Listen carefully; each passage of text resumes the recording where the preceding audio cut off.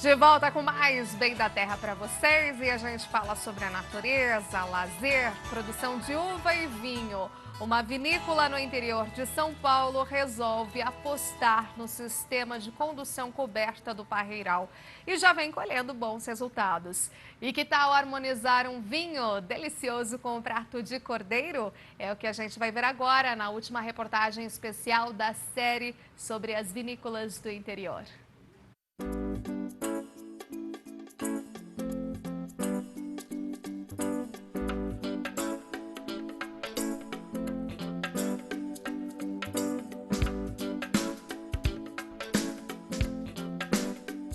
Aqui em São Roque, interior de São Paulo, também existe o sistema de condução coberta para a plantação de uva, ou seja, esse parreiral é que utiliza esse sistema. E o proprietário da vinícola, o Túlio Pato, vai falar um pouco para a gente por que ele resolveu desenvolver também esse sistema aqui nessa região. O que vocês já observaram de diferença em termos de tamanho da planta, de vigor? O que foi mudando, né? E já fazendo um comparativo com um sistema mais convencional. Principalmente a gente viu que a planta se desenvolveu muito mais do que uma condução comum. A nossa ideia foi trazer, a ideia da vila é trazer inovação. Então a gente foi fazer uma pesquisa fora do estado para ver algumas plantações de condução coberta e percebemos que é uma tecnologia nova, que até fora do país estão cobrindo outros vinhedos por causa dos benefícios que isso traz para a uva, para a planta. E a gente notou que a planta se desenvolveu muito mais, os frutos que vão vir nela, nessa próxima safra, eles vêm com uma qualidade muito maior do que numa condução comum, porque ele é protegido, ele cria um microclima embaixo dessa cobertura. A gente tem um benefício também daqui que a gente colocou irrigação, então isso, independente do clima, a gente consegue estar mandando a quantidade, soltando a quantidade certa de água na uva. E a gente percebeu que nesse ano essas nossas plantas elas são recém colocadas aqui. Em menos de um ano elas já estão aí com mais de 1 metro de altura. A gente notou um desenvolvimento muito maior dessa planta e algumas já começaram até a produzir as uvas. E por recomendação do agrônomo responsável a gente acabou retirando esses cachos e o sistema vegetativo dela aumentou muito mais do que uma planta que não está no sistema coberto. A gente tem aqui, depois a gente vai dar uma olhadinha, foram plantas que foram plantadas na mesma época, na mesma semana do que essas aqui da condução coberta. Vocês vão ver a diferença é muito grande. Então assim, os benefícios da condução coberta são enormes, sem contar a diminuição do defensivo agrícola que cai muito, a gente aplica uma vez a cada 2 semanas, uma vez por mês, quanto que numa condução que não é coberta a gente tem que aplicar de 2 a 3 vezes na semana. Então diminui muito e isso aumenta a qualidade do fruto, é um tratamento mais orgânico para a planta. E falando justamente sobre esse sistema de irrigação também, faz parte de toda essa condução, né, da condução coberta, como é que foi desenvolvido e isso realmente vai diretamente, né, na planta, trazendo aí essa assertividade na plantação. Isso, aqui a gente usa pelo sistema bailarina que eles chamam, né, alguns usam por gotejamento. A gente optou por essa tecnologia por conta que a gente gramou o espaço para poder fazer eventos e dar uma cara mais bonita para a plantação, então ela também acaba regando a grama que a gente colocou em volta aqui. E isso beneficia muito a condução das nossas uvas, porque num clima hoje meio maluco que a gente tem, quando não tem água a gente solta, quando tem água demais a gente fica quietinho ali que ela vai desenvolver. Então isso daqui foi um fator muito importante para determinar esse sucesso da nossa plantação.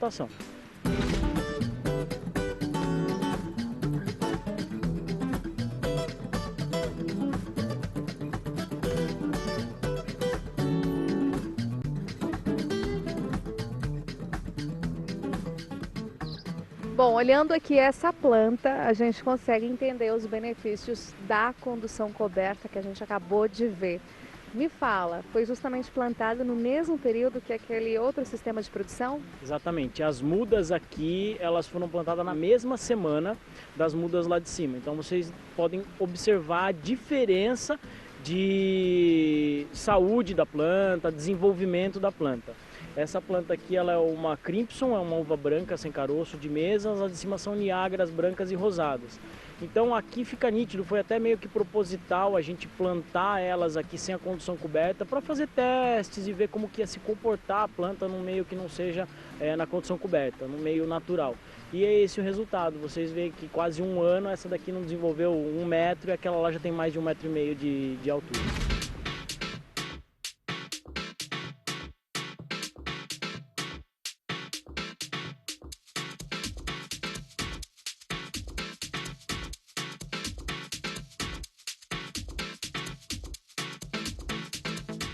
Gente, o interessante aqui da vinícola também é, claro, conhecer mais da sua história.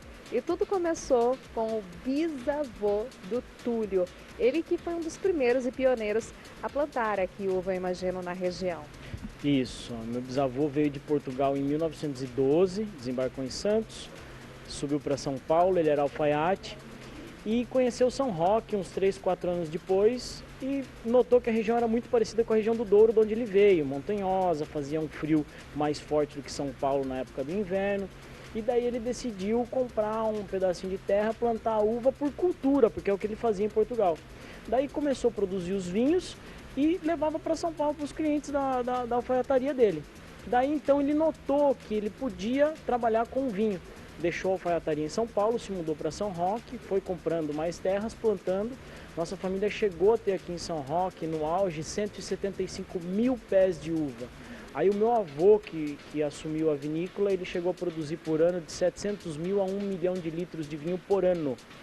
Disso depois veio a parte da década de 80, que acabou virando uma indústria vinícola, não produzia mais só vinho. E o pessoal, mão de obra, acabou querendo ir para São Paulo, porque não queria mais ficar no campo. Eles queriam estudar, se formar, não queria mais trabalhar no campo. Hoje já está acontecendo ao contrário, o pessoal está querendo voltar para cá, para São Roque. Acabou vindo eu e meu irmão, acabamos assumindo a vinícola.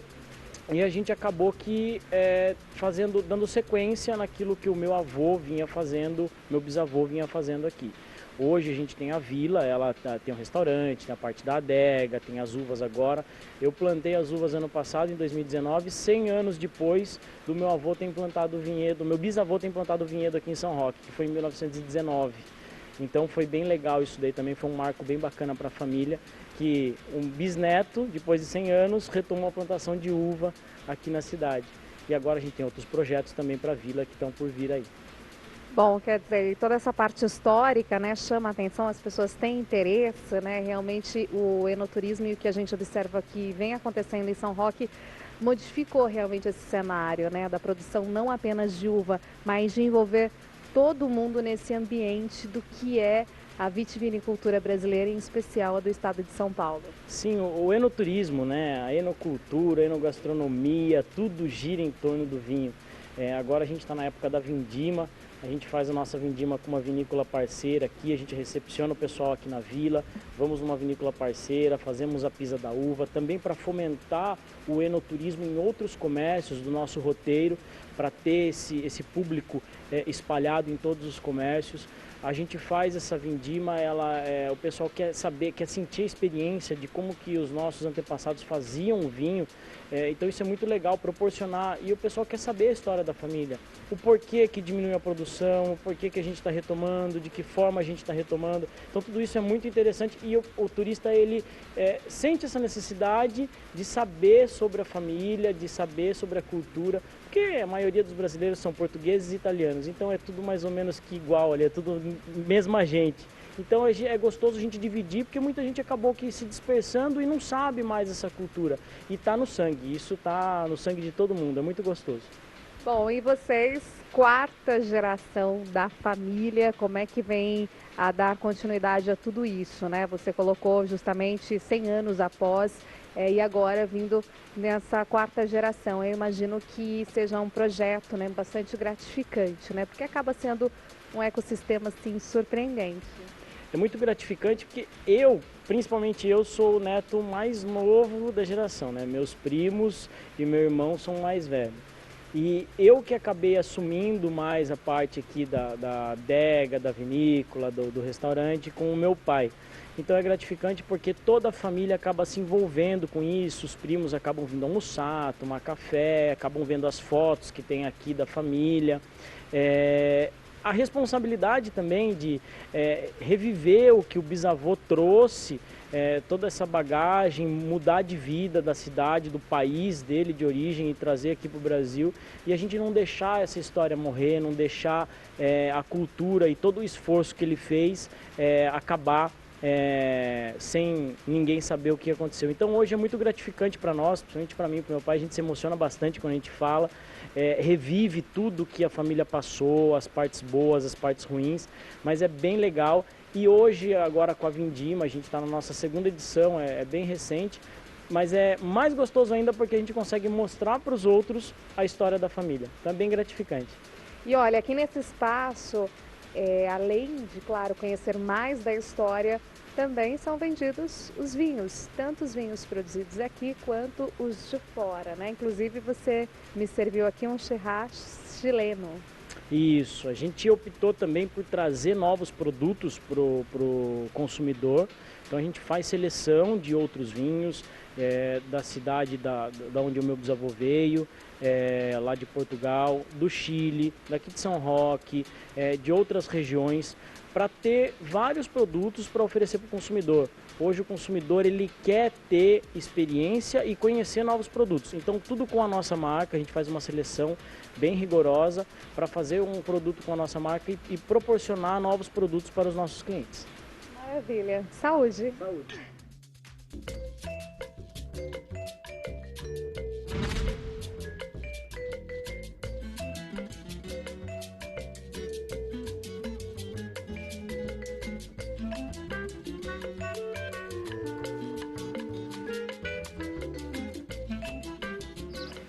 E para fechar essa reportagem, nada melhor que uma excelente harmonização da carne de cordeiro com vinho.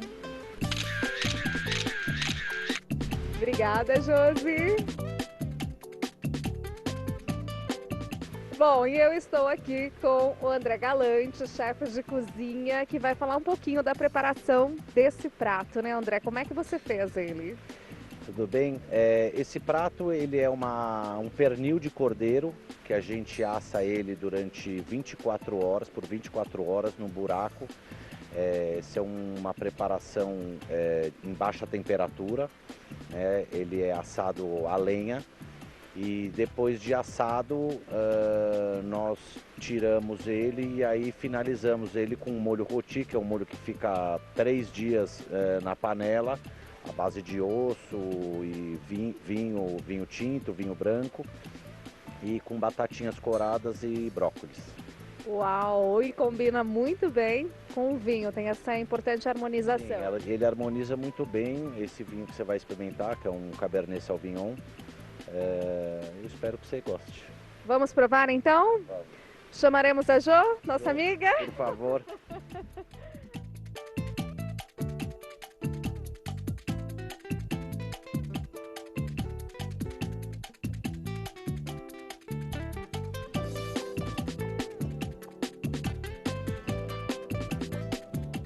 Muito obrigada. Bom, aqui a gente tem essa importante harmonização e justamente com isso vocês têm sentido aqui em São Roque que a valorização do vinho, toda essa produção, junto com o trabalho dos chefes de cozinha, tem feito a diferença. Os chefes de cozinha têm cada vez mais sentido essa necessidade de se aprofundar e passar essa experiência para o público.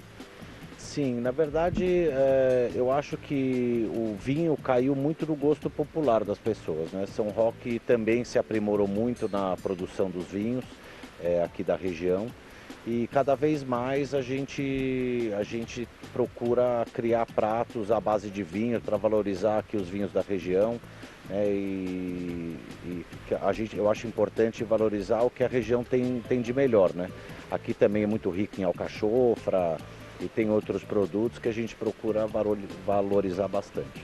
Maravilha, vamos provar? Vamos.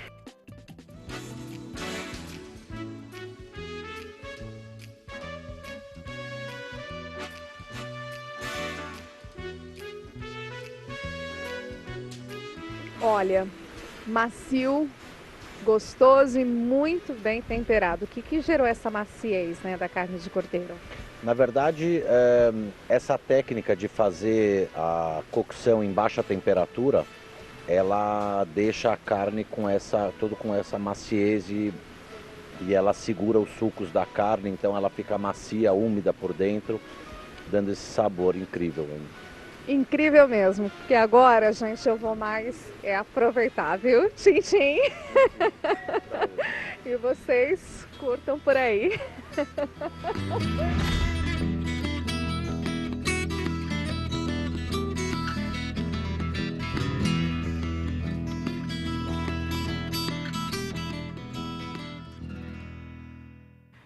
Tá, então, você pode rever essa e toda a série que já está lá no nosso site, tvterraviva.com.br, também nas nossas mídias digitais. Obrigada pela companhia e audiência. Até amanhã. Daqui a pouquinho tem live, às 9h40, ao vivo no Instagram do Bem da Terra. Tema: brucelose e tuberculose. Espero vocês por lá também. Tchau.